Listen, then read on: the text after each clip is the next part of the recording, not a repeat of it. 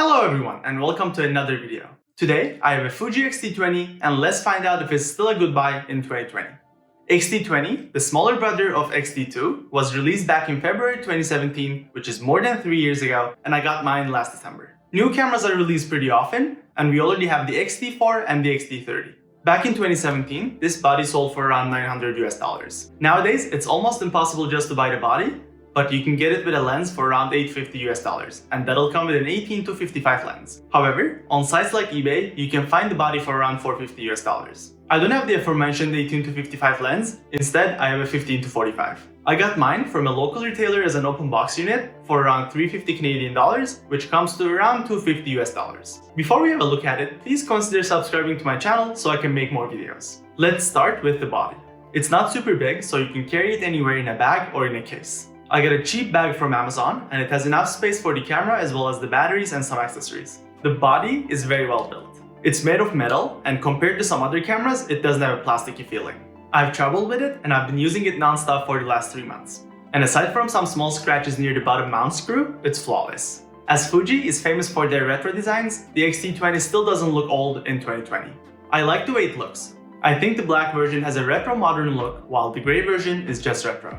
The camera is quite small and it takes some time to find a good grip. As I was afraid of dropping it when I first got it, I installed the included neck strap right away. However, I got used to it, so it's not a problem for me anymore. I took off the strap. But if you're planning on using this with a large lens, you will probably have a very hard time finding a way to hold it without dropping it or damaging the lens mount. Similar to X-T30, but unlike the X-T2 and further, it's not weather sealed.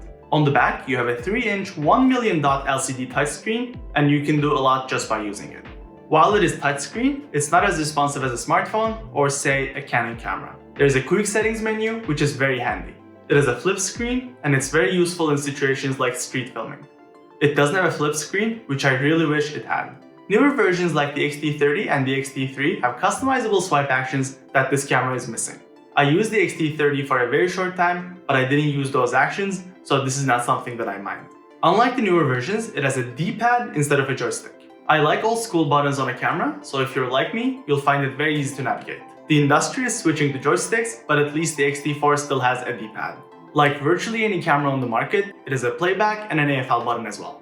On the left side of the camera, you'll find a micro USB charging port, an infamous mini HDMI port that never took off, as well as a 2.5mm jack for audio or remote control input. On the bottom, you have the battery door that also houses the SD card. One quick note here, it only has one SD card slot. As you would expect from a camera like this, the viewfinder is electronic and is OLED with 2.36 million dots. I often end up touching the screen when I'm using the EVF, so I prefer using the LCD instead.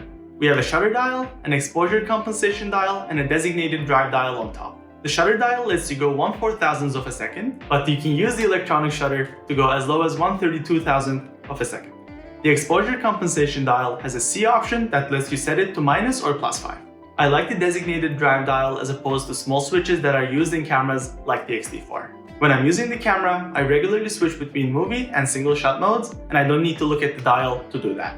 It has built-in Wi-Fi, and this is one place the X-T20 shows its age. Unlike its competitors, it doesn't have Bluetooth, and more importantly, it doesn't support 5G Wi-Fi. The Wi-Fi interface on the camera feels very dated, and so do the iPhone and the computer apps. The phone app isn't user-friendly, and I feel like it wasn't made to transfer more than a couple of pictures. As I said earlier, it doesn't support 5 GHz Wi-Fi, so the transfer speeds are abysmal. It has a built-in flash, but it's quite small.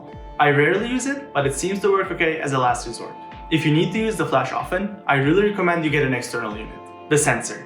It is a 24 megapixel APS-C X-Trans 3 sensor compared to the 26.1 megapixel APS-C X-Trans 4 sensor found on the X-T30. The JPEGs you get from this camera are just beautiful and they require little to no post-processing. However, it's not doing great in low light or when you look for high detail and sharpness. Cameras like the Sony a7-III have a lot more sharpness, but they cost 3 to 4 times as much. Overall, you get beautiful photos in normal conditions. As someone who's fairly new to photography and cameras in general, I really enjoy learning with it.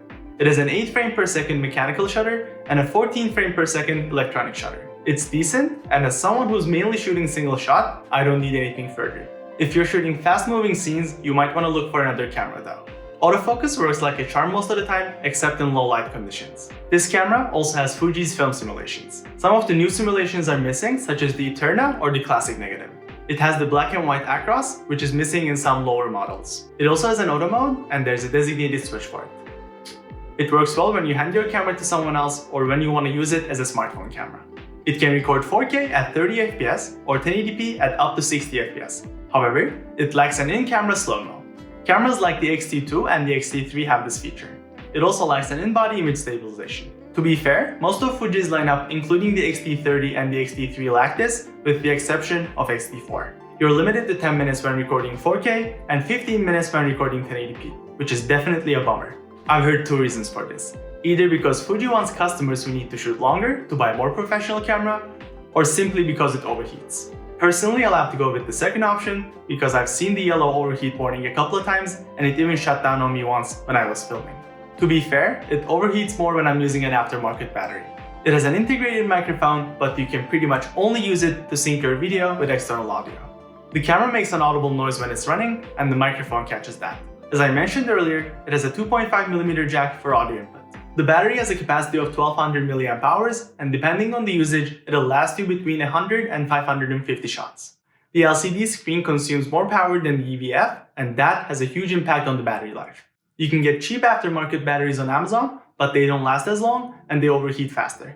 With the original battery, I can easily shoot 4K for more than half an hour. However, the aftermarket battery dies in 20 minutes. Fuji could, and actually should, be making and selling this camera for people who want a D-pad and who do stuff like street photography. I think it's safe to say that the Fuji X-T20 is still an amazing carry anywhere camera in 2020, especially considering the fact that you can buy it for as low as $300. Thank you so much for watching. Please consider liking this video, checking out my other videos, and subscribing to my channel. Take care.